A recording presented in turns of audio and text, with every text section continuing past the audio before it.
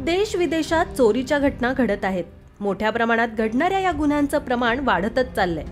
एकीकडे पोलीस प्रशासन आरोपींवर अंकुश लावण्याचा प्रयत्न करत असताना आरोपी नवनवीन पद्धतीने चोरी करत असल्याचं समोर येत आहे. त्यातच आता आणखी एक धक्कादायक घटना समोर आली. या घटनेमध्ये चोर हे व्हीआयपीच असल्याचं समोर आलंय. लहानातील लहान चोरीसाठी ही लोक 4 चाकी वाहनाचा वापर करत आहेत. आता एका शेळीच्या चोरीसाठी चोरांनी स्कॉर्पिओचा वापर केल्याचं समोर आलंय.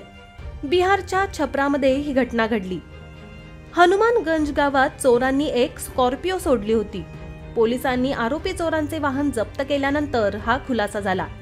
पोलिसांनी स्कॉर्पिओ गाडी उघडून तपास केला असता त्यामधून 2 डझन शेळ्या व म्हशी जप्त केल्या.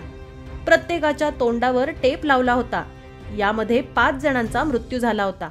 या घटनेमुळे पोलीसही आश्चर्यचकित झाले आहेत.